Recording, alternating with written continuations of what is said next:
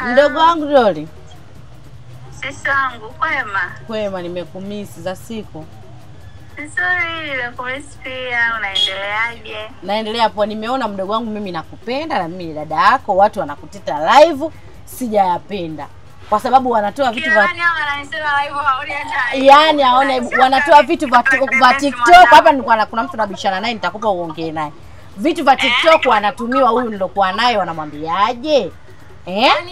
Vitu vinatolewa huko TikTok, vinatumwa wasema Doli sana tembea na Kontawa. Doli sijui Kontawa ndo pambe yake sasa hivi. Doli sijui alikopo hadi na nani ujauzito imepatikana baby Caster. Baby Caster wanaenda kwa Kiingereza.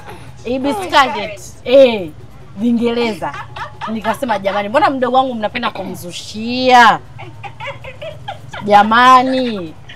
Nikasema ngoja mimi nikupigie. Na huyu mtu hapa anataka tutamsuta hapa. Sababu yeye anangangania kwamba yeye Kontawa ndo pambe yake, lakini kama kuna Kontawa mmeendana kama kweli.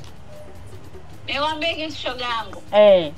Sijaikuwa kwenye mahusiano na Kontawa toka nimezaliwa. Iko cha kwanza.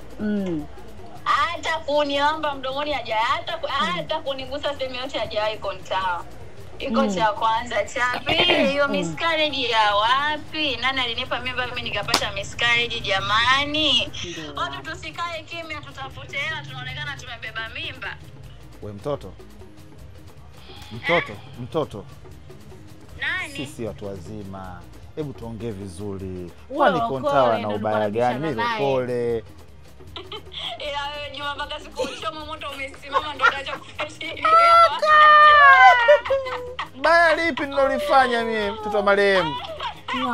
Jamani nyie Kontawa watu hebu mwacheni yule kaka jecha kunitongoza Mungu wangu.